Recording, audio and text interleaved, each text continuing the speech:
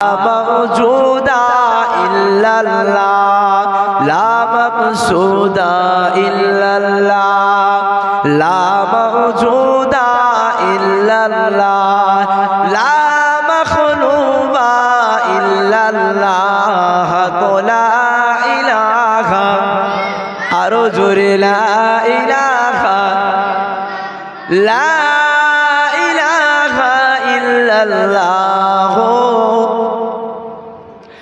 हस्बी रब्बी जल्लल्लाह, मा फी क़ल्बी गैरुल्लाह। हस्बी रब्बी जल्लल्लाह, मा फी क़ल्बी गैरुल्लाह। नूर मुहम्मद सल्लल्लाह, बोलो ला इलाहा आरो जोरे ला इलाहा, ला मुहम्मदुर रसूलुल्लाह सल्लल्लाहु अलैहि वसल्लम। प्यारे हाजिराने मजलिस, उपस्थित आमार छोटो छोटो मासूम बाच्चारा, पर्दार आড়ালে অবস্থিত মা ও বোনেরা, সকলকে আমার নবী পাকের আগমনের মাসে, আমার রসুলে তশরিফ আনার মাসে, এই খুশির দিনে, খুশির মাসে আমার অন্তরস্থল থেকে সবাইকে জানাই আমার মোবারকবাদ। সর্বপ্রথমে জানাই সে মহান রব্বুল আলামিনের উপরে যে আল্লাহ পাক আমাদেরকে 18,000 কুল মাখলুকাতের ভিতরে শ্রেষ্ঠ জীব আশরাফুল মাখলুকাত করে উম্মতে মুহাম্মাদি আখেরি জামানার পয়গম্বর মুহাম্মদুর রাসূলুল্লাহ সাল্লাল্লাহু আলাইহি ওয়াসাল্লামের উম্মত করে পাঠিয়েছে।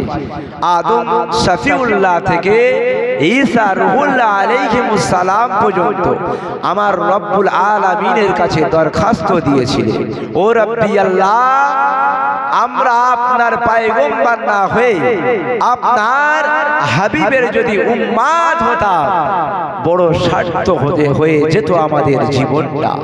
ও রব্বি আল্লাহ পাক, আমাদের নবী আম্বিয়া আলাইহিমুস সালাম না করে যদি আখেরি জামানার পয়গম্বরের উম্মত হতে পারতাম, জীবনটাই আমাদের সার্থক হয়ে যেত।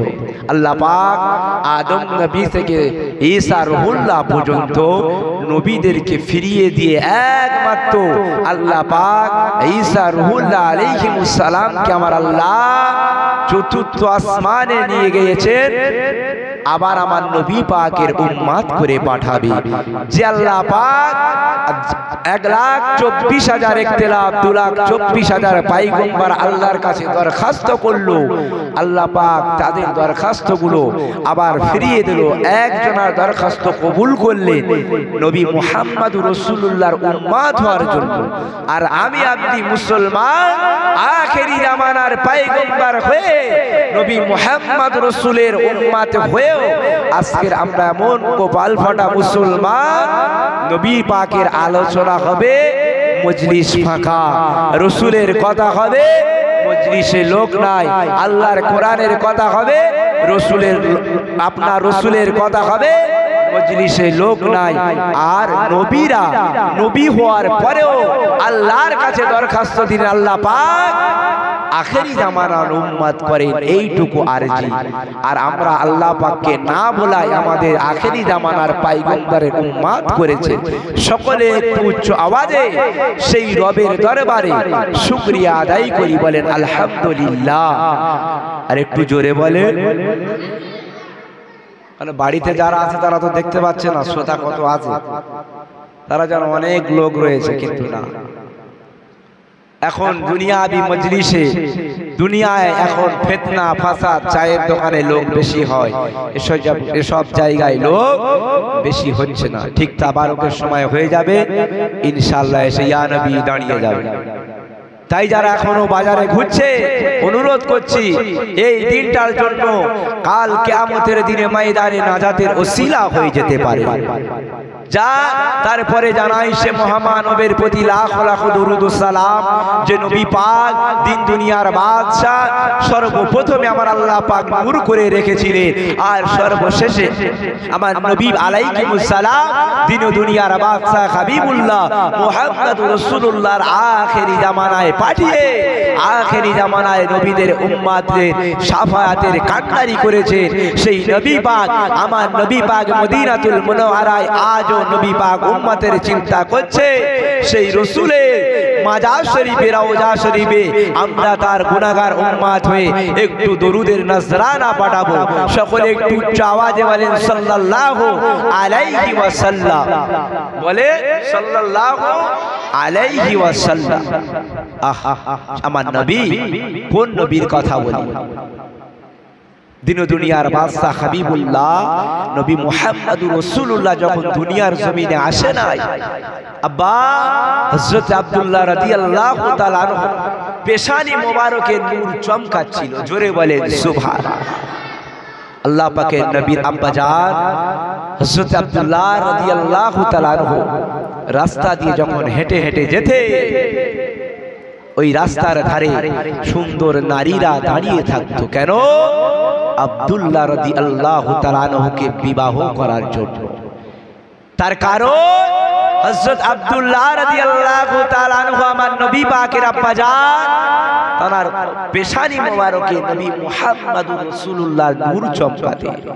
তারা এই জন্য বিবাহের প্রস্তাব দিতে যে আখেরি জামানার পয়গম্বরের মা হব, আম্মা জান হব, আব্দুল্লাহকে বিবাহের প্রস্তাব দিত। কারা? মদিনার আপনার মক্কার সুন্দর সুন্দর নারীরা আমার রাসূল পাকের আব্বা জান হযরত আব্দুল্লাহ রাদিয়াল্লাহু তাআলা আনহুকে বিবাহের প্রস্তাব দিত। কিন্তু হযরতে আব্দুল্লাহ রাদিয়াল্লাহু তাআলা আনহু বিবাহ তোমার আল্লাহ পাক আম্মা জান আমিনা রাদিয়াল্লাহু তাআলা আনহুর সঙ্গে বেঁধে রেখেছে। জোরে বলেন সুবহানাল্লাহ। আর জোরে বলা গেল না কেন? যাত্রার কপালে নূরে মুহাম্মাদি সহ্য হবে না, তাই আম্মা জান আমিনার গর্ভে আমার নবী পাকের নূরটা অবস্থিত হলো। জোরে বলেন সুবহানাল্লাহ। মুসলমান ঘরের ছেলেমেয়েরা, বানানো জওয়ান তরুণেরা,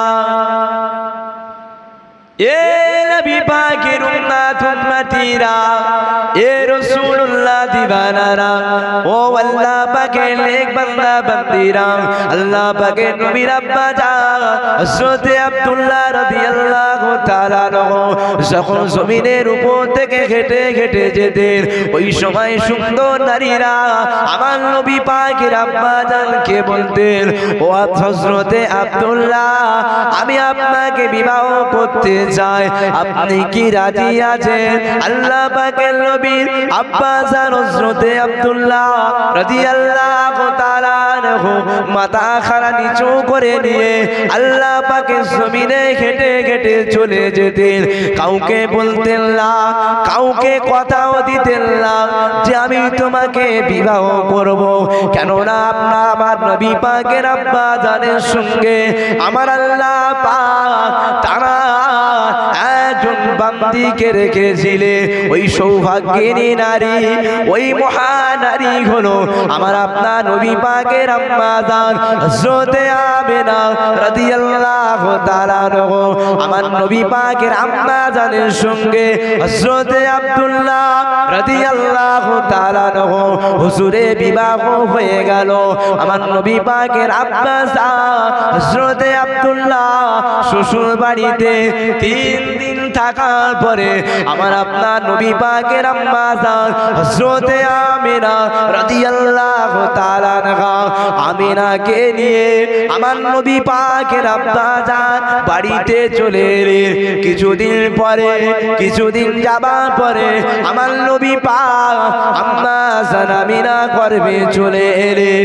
এ নবী পাকের প্রেমিকেরা, এ রাসূলুল্লাহ দিবানারা আল্লাহ পাকের নবীর আব্বা জান হযরতে আব্দুল্লাহ রাদিয়াল্লাহু তাআলা আনহু হযরতে আম্মা জান আমিনা গর্ভে যখন সন্তান এসে গেল আম্মা জান আমিনাকে রেখে আমার আব্বা নবী পাকের আব্বা জান ব্যবসার উদ্দেশ্যে রওনা হয়ে গেলে আমার আব্বা নবী পাকের আব্বা জান হযরতে আব্দুল্লাহ রাদিয়াল্লাহু তাআলা আনহু হুজুর আমার ব্যবসার জন্য বার হয়ে গেলে এ রাসূলুল্লাহ দিবানারা ও আল্লাহ পাকে নেক বান্দা বান্দিরা কোন নবীর কথা বলি যে নবী আমার এতিম হয়ে গেলে যে নবী আমার দুনিয়ার জমিনে ভূমিষ্ঠ হওয়ার পরে আব্বা জানকে দেখে না যে নবী আমার 6 বছর বয়স হয়ে গেল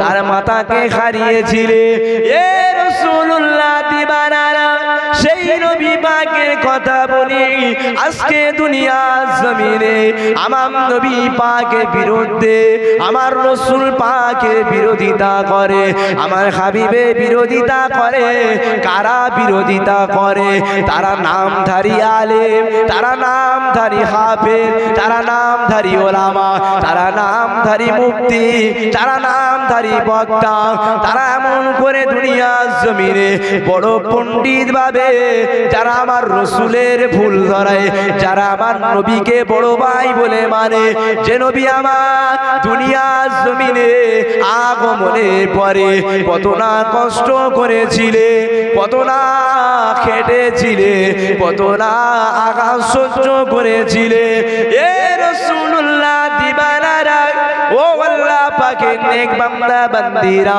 সেই নবী পাকের কথা আলোচনা করি কারণ আমার নবী পাকের মাস যে মাসটাকে আমার আল্লাহ জানিয়ে দিয়েছিলেন এই মাসে আমি আল্লাহ পাক আমার হাবিবকে পাঠিয়ে দিয়েছি এই রবিউল আউয়াল মাসটাকে আমি আল্লাহ পাক বড় মর্তবা করেছি উম্মতে মুহাম্মাদিরা এই মাসে যদি আমার নবী পাকের আলোচনা করে আমার রাসূল পাকের আলোচনা করে আমি আল্লাহ পাক জানিয়ে দিয়ে দিলাম কাল কিয়ামতের দিনে ময়দানে মাশরে ওই সমস্ত বান্দা বান্দিরা যারা আমার রাসূলে মিলাদ আয়োজন করেছিল যারা আমার রাসূলে মিলাদে বসেছিল আমার রাসূলে প্রশংসা করেছিল তাদেরকে আমি আল্লাহ পাক কিয়ামতের দিনেতে আমার দয়ার জান্নাত দিয়ে দেব জোরে হলো না সেই নবী পাকের কথা আলোচনা করি হযরতে আব্দুল্লাহ রাদিয়াল্লাহু তাআলা আনহু ব্যবসায় গেলে আর ফিরে এলেন না এই বাচ্চারা চুপ করো চুপ করে বসো চুপ করে শোনো হযরতে আব্দুল্লাহ ব্যবসায় গেলেন কিন্তু আর ফিরে এলেন না আমার নবী পাকের আব্বা জান ওখানে ইন্তেকাল করলেন ইন্না লিল্লাহি ওয়া ইন্না ইলাইহি রাজিউন আমার নবী পাক তখন আম্মা জান আমিনার গর্ভে রয়েছে বাপ দুনিয়া জমিন থেকে বিদায় নিয়ে দিলেন এমনও আমাদের দুনিয়ার জমিনে আছে না না অনেকে জন্ম নেওয়ার পরে দেখছে বাপ নেই অনেকে জন্ম নেওয়ার সময় তারপরে দেখছে আম্মা জান ইন্তেকাল করেছে কেন তার ভূমিষ্ঠ হওয়ার যন্ত্রণায় তার নিজের মাকে আর দেখতে পেল না ভূমিষ্ঠ হয়ে গেলেন দুনিয়ার জমিনে আগমন করলেন আম্মা জান বিদায় নিয়ে নিলেন তেমনি আমার নবী পাক দুনিয়ার জমিনে আসলে আব্বা জান এসে দেখলেন বিদায় আব্বা জান ছিল না আমার নবী পাক দুনিয়ার জমিনে আগমন করলেন মুসলমান ঘরের ছেলে মেয়েরা বাড়ানো জওয়ান তরুণেরা এ নবী পাকের উম্মত উম্মতিরা এ রাসূলুল্লাহ দিবানারা আব্বা জান আব্দুল্লাহ রাদিয়াল্লাহু তাআলা আনহু হুজুর আমার ব্যবসায় গিয়ে ওখানে ইন্তেকাল করে গেলেন ইন্না লিল্লাহি ওয়া ইন্না ইলাইহি রাজিউন আম্মা জান আমিনা ঘরে খবর চলে এলো ও মা আমিনা তোমার স্বামী পৃথিবীর জমিনে নাই, ও মা আমিনা আর তোমার স্বামী পৃথিবীর জমিনে নাই। এমন করে আব্দুল্লাহকে বাবা ওইখানে কবরস্থ করা হলো, যেখানে ইন্তেকাল করে গিয়েছিলেন ওইখানে কবরস্থ করা হলো। আমার নবী পাকের আব্বা জানে আর নিয়ে আসা হলো না, হযরতে আমিনা আর দেখতে পেল না। এমন করে আস্তে আস্তে করে আম্মা জান আমিনা গর্ভে আমার নবী পাক বড় হতে লাগলে।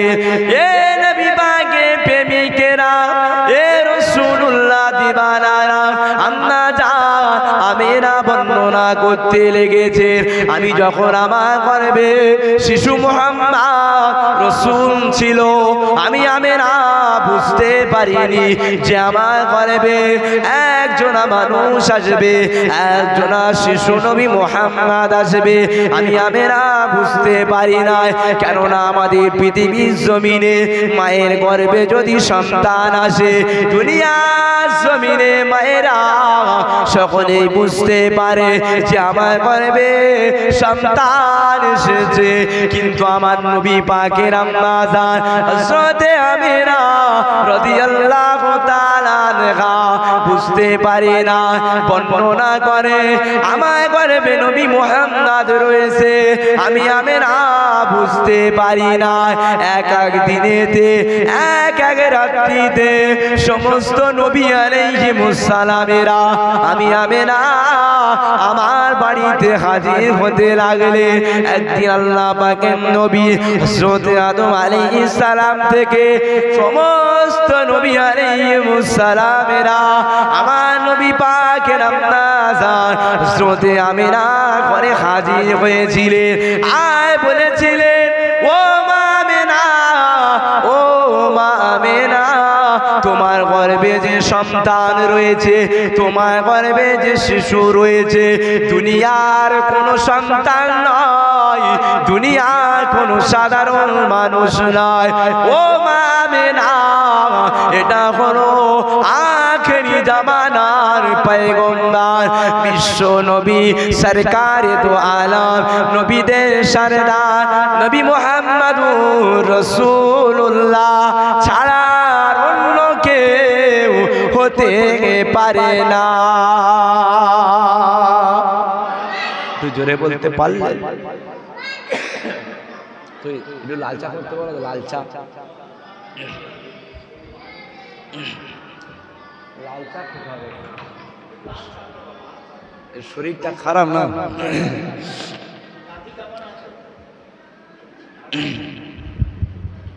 আম্মা জান হযরতে আমিনা রাদিয়াল্লাহু তাআলা আনহা এমন করে বলছে, আর যখন আমার গর্ভে সন্তান রয়েছে, এক এক রাত্রে এক একজন নবী আলাইহিমুস সালামেরা আল্লাহ পাকের মালাইকা ফেরেশতারা এসে বলছে, আমিনা তোমার গর্ভে যে সন্তান রয়েছে দুনিয়ার কোনো সাধারণ সন্তান নয়, এই সন্তান হলো আখেরি জামানার পয়গম্বর নবী মুহাম্মদুর রাসূলুল্লাহ। জোরে বলেন সুবহানাল্লাহ। মুসলমান ঘরের ছেলেমেয়েরা, বারা নওজোয়ান তরুণেরা, এ রাসূলুল্লাহ দিবানারা, ও আল্লাহ পাকের নেক বান্দা বান্দিরা, হযরতে আম্মা জান আমিনা বর্ণনা করে, আমি আমিনা যেদিন আমার নবী মুহাম্মদ দুনিয়ার জমিনে আসবে, আমি আমিনা একটু ঘুমিয়ে পড়েছিলাম, আমি আমিনা একটু ঘুমন্ত হয়ে গেছিলাম। কিছুক্ষণ পরে আমি আমিনা চোখ দুখানা খুলে দেখি আমার পাশে শিশু নবী মুহাম্মদ রয়েছে, আর আমি আমিনা দেখি আমার এই জিল্ল কুটিরটা আলোয় আলোকিত হয়ে গেছে। আমি আমিনা দেখলাম আমার পাশে একটা ছোট শিশু রয়েছে, আর তার আলো এত নূর চমকাচ্ছে। আমি আমিনা আমার ঘর তো আলো হয়েছে, শ্যাম দেশের রাজপ্রাসাদ পর্যন্ত আলোয় আলোকিত হয়ে গেছে। জোরে বলেন। আমি আমেনা দেখলাম কাবা ঘরের ভিতরে 360টা মূর্তি ছিল। তখনকার সময় পূজা হতো। আমার নবী পাক যখন দুনিয়ার জমিনে আসে নাই, তার আগের যুগটাকে আইয়ামে জাহিলিয়াত বলা হয়। ওই যুগে এক একটা দেব দেবীর পূজা করত, আগুনকে উপাসনা করত, মূর্তিদেরকে পূজা করত। যে মূর্তিদের পূজা করলে সব থেকে ভালো হবে, এই মূর্তির কাছে চাইলে মনে হয় আমরা কিছু পাবো। তখনকার সময় কাবা শরীফের ভিতরে 360টা মূর্তি ভেঙে পড়েছিল আমার নবীর আগমনে। জোরে বলেন সুবহানাল্লাহ। আস্তে আস্তে আমার নবী পাকের খবরটা দাদা আব্দুল মুতাল্লিবের কানে গেল। মুসলমান ঘরের ছেলেমেয়েরা, বারা নওজোয়ান তরুণেরা, ये नबी पाकेर उम्मत उम्मतीरा, ए रसूलुल्लाह दीवानारा, ওয়াজটা আমি এইখানে রেখে দিলাম। এমন করে আমার নবী পাক যখন দুনিয়ার জমিনে আসে নাই, আমার নবী পাক আসার আগে পিছনের দিকে একটু চলে যায়, ইতিহাস খুঁজলে পাওয়া যায় আমার নবী পাক যখন দুনিয়ার জমিনে আসে নাই, এমন করে দুনিয়ার জমিনে খুন খারাপি রাজানি সুদ ঘুষ এমন করে জিনা ব্যভিচারী এমন করে কোনো জিনিস বন্ধ ছিল না। আমার নবী আসার আগে বাপ ছেলে মিলে মায়ের সঙ্গে মেলামেশা করত, ভাই বোনের সঙ্গে মেলামেশা করত। এ নবী পাকের প্রেমিকেরা, এ রাসূলুল্লাহ দিবানারা, এমন করে আমার নবী পাকের আসার আগে দুনিয়ার জমিনটা এমন করে গুনাহে লিপ্ত ছিল। আইয়ামে জাহিলিয়াত বলা হয় কেন? অন্ধকারের যুগ বলা হয়েছে, বর্বরতার যুগ, অসভ্যতার যুগ, যে যুগে কোনো রাবার ছিল না। আল্লাহ পাকের নবী ঈসা আলাইহিস সালাম আসমানে তুলে নেওয়ার পরে থেকে আর আমার নবী পাক আসার আগে পর্যন্ত এই যুগটাকে আইয়ামে জাহিলিয়াত বলা হয়েছে। এই যুগটা এমন করে কন্যা সন্তানদেরকে তারা জন্তু মেরে দিত বাবা। এমন করে ঘটনা পাওয়া যায়, হাদিস শরীফের ভিতরে পাওয়া যায়, তারা নিজেরাই বর্ণনা করেছিল। আল্লাহ পাকের নবী যখন দুনিয়ার জমিনে আসে নাই, তারা কন্যা সন্তানটাকে অমঙ্গল মনে করত, কন্যা সন্তানদের জিন্দা দাফন করে দিত। আল্লাহ পাকের নবী সাহাবী, একজন সাহাবী হযরতে দহিয়া কলবি রাদিয়াল্লাহু তাআলা আনহু হুজুর আমার নবী পাকের কাছে এলেন। আমার নবী পাককে জিজ্ঞাসা করতে লাগলেন, ইয়া রাসূলুল্লাহ, হাবিবাল্লাহ, আপনি আসার আগে, আপনি যখন দুনিয়া জমিনে আসেন না, তখন থেকে শুরু করে আজ পর্যন্ত কন্যা সন্তানদেরকে দুনিয়া জমিন থেকে জ্যান্ত অবস্থায় তাদেরকে পুঁতে দেয়া হতো। ইয়া রাসূলুল্লাহ, হাবিবাল্লাহ, সেই দোষের দোষী আমিও একটা পাপ করে দিয়েছিলাম। আমার নবী জিজ্ঞাসা করেছিলেন, ও বাবা দহিয়া কলবি, কি হয়েছে আমাকে একটুখানি বলে। আল্লাহ পাকের নবী সাহাবী হযরতে দহিয়া কলবি বলেছিলেন, ইয়া রাসূলুল্লাহ, হাবিবাল্লাহ, আমার একটা কন্যা সন্তান আমার বিবির গর্ভে ছিল, আমার বিবির গর্ভে ছিল। গর্ভে থাকা অবস্থায় আমি দহিয়া কলবি, আমি বাইরে ব্যবসার জন্য বার হয়ে গিয়েছিলাম। এ রাসূলুল্লাহ দিবানারা, ও আল্লাহ পাকের নেক বান্দা বান্দিরা, আমি ব্যবসায় বার হয়ে গিয়েছিলাম, আর এর ভিতরে আমার একটা কন্যা সন্তান হয়েছিল। ওই কন্যা সন্তানটা হওয়ার পরে আমার কাছে খবর পাঠায়নি।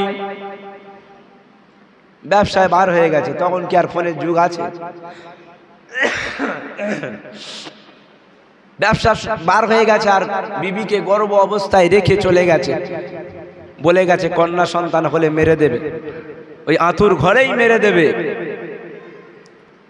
যখন আমি ব্যবসায় গেলাম, আমার একটা কন্যা সন্তান হলো, ইয়া রাসূলুল্লাহ, আমাকে খবর দেওয়া হয়নি। যখন কন্যা সন্তানটা দুনিয়ার জমিনে ভূমিষ্ঠ হলো, হযরতে দহিয়া কালবির স্ত্রী দেখলো এত সুন্দর একটা কন্যা সন্তান, ফুটফুটে সন্তান আমি মেরে দিতে পারি? যত হই না আমি তো একটা মা, আমি 10 মাস 10 দিন গর্ভে ধরে আমি একেই আপনার মাতৃগর্ভে মেরে দিতে পারি? এর আব্বা তো এখানে নেই, যাক ও আস্তে আস্তে করে বড় হোক। ওর আব্বা তো ব্যবসায় জানতেও পারবে না, তারপরে যা হবে দেখা যাবে। আস্তে আস্তে কন্যা সন্তানটা বড় হতে লাগলো।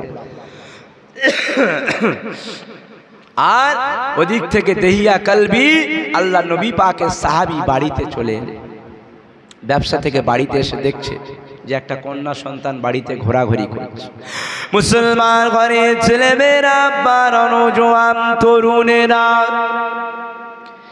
এ রাসূলুল্লাহ দিবানারা, ও আল্লাহ পাকের নেক বান্দা বান্দিরা, আল্লাহ পাকের নবী সাহাবী আমার নবী পাককে শোনাতে লেগেছে, ইয়া রাসূলুল্লাহ হাবিবাল্লাহ, ইয়া রাসূলুল্লাহ হাবিবাল্লাহ, আমি দহিয়া কালবি যখন ব্যবসা থেকে বাড়িতে চলে এলাম, দেখি আমার ঘরে একটা কন্যা সন্তান, প্রায় 7-8 বছর বয়স হয়ে গেছে। আমি ওই কন্যা সন্তানকে দেখতে লাগলাম। এমন করে আমি আমার বিবিকে জিজ্ঞাসা করতে লাগলাম, ও আমার প্রাণ প্রিয় বিবি, ও আমার সহধর্মিনী, এই মেয়ে কন্যা সন্তানটাকে, এই কন্যা সন্তানটা কার? ওই সময় বিবি বলেছিলেন, ও আমার প্রাণের স্বামী, আপনি ব্যবসায় চলে গিয়েছিলেন, আল্লাহ পাক আমার গর্ভে এই কন্যা সন্তানটা দিয়েছিলেন। এই কন্যা সন্তানটা যখন দিয়েছে, আমি মা আমার অন্তরে এমন দয়া হয়ে গেল, ও আমার স্বামী, আমি আর একে মারতে পারলাম না। আজ এই আপনার, এটা আপনার কন্যা, খবরদার খবরদার, ও আমার প্রাণের স্বামী, একে তুমি মেরো না, অনেক বড় হয়ে গেছে, কে মেরো না। আল্লাহ পাকের নবী সাহাবী হযরতে দহিয়া কালবি রাদিয়াল্লাহু তাআলা আনহু আমার নবী পাককে বলতে লেগেছে, ইয়া রাসূলুল্লাহ হাবিবাল্লাহ, আমি তার জনম দুঃখিনী বাপ, আমি আর কিছু না বলে মনে মনে একটা কৌশল করতে লাগলাম। একে বাঁচিয়ে রাখা যাবে না, একে দুনিয়ার জমিনে রাখা যাবে না, একে কেমন করে কতল করতে হবে, কেমন করে আপনি মেরে দিতে হবে। আমি দহিয়া কালবি আমার মনে শয়তানি ওয়াসওয়াসা এসে গেল। ইয়া রাসূলুল্লাহ হাবিবাল্লাহ, একদিন আমার বিবিকে বলতে লাগলাম, ও আমার বিবি, আজকের একটা দাওয়াত বাড়িতে যাব, আমি আমার কন্যা সন্তানটাকে নিয়ে যেতে চাই, তোমার কি কোনো অসুবিধা আছে নাকি? ওই সময় বিবি বলেছিল, ও আমার স্বামী, বাপের সঙ্গে কন্যা দাওয়াতে যাবে, এতে কোনো অসুবিধা হবে না, আপনি আমার কন্যা সন্তানটাকে নিয়ে যেতে পারে। ইয়া রাসূলুল্লাহ হাবিবাল্লাহ, আমার কন্যা সন্তানটাকে তার আম্মা জান ভালো করে সাজিয়ে গুছিয়ে দিয়েছে।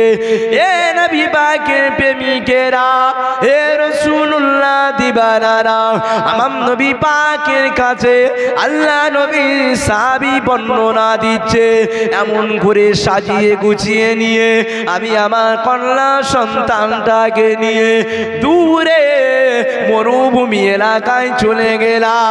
এমন করে আমি আব্বা যান, আমি তার হতবাবা বাপ, এমন করে আমার কন্যা সন্তানটাকে নিয়ে আস্তে আস্তে করে দূরে এক জায়গায় পৌঁছে গেলাম।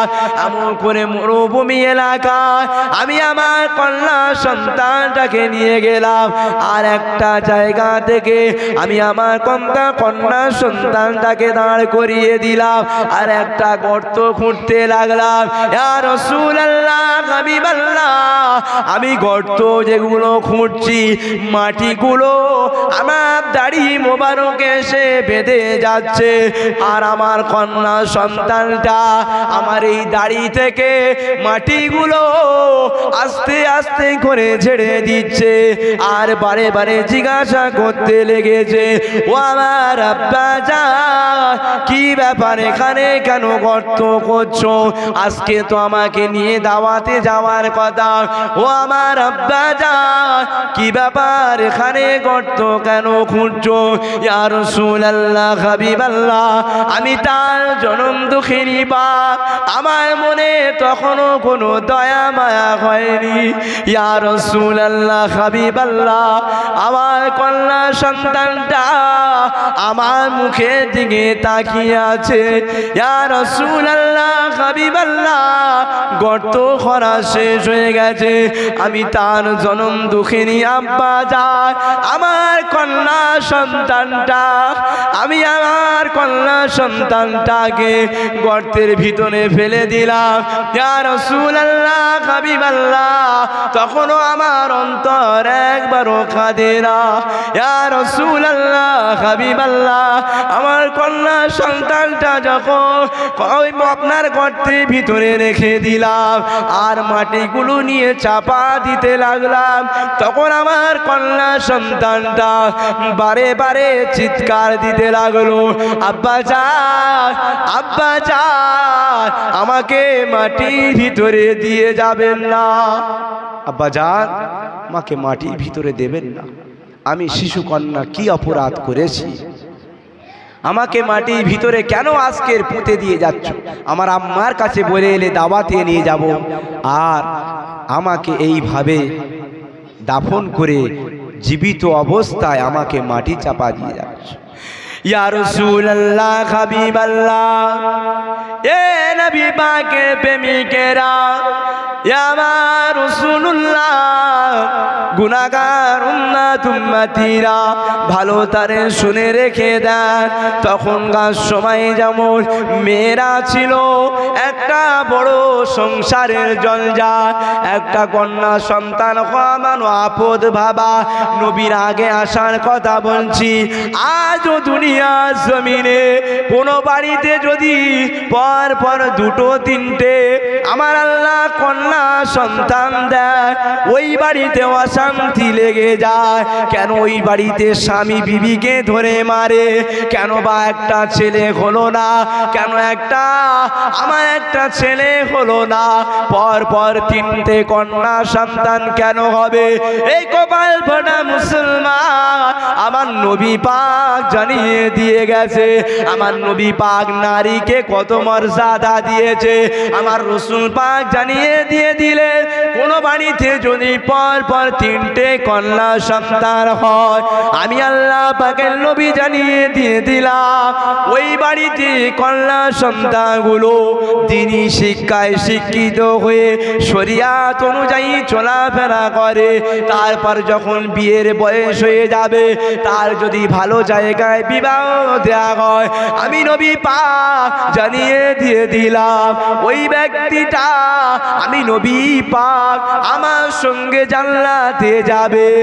আর দুনিয়ার জমিনে দেখেন যে বাড়িতে একটার বেশি দুটো কন্যা সন্তান হয়, ওই বাড়িতে অশান্তি শুরু হয়ে যায়।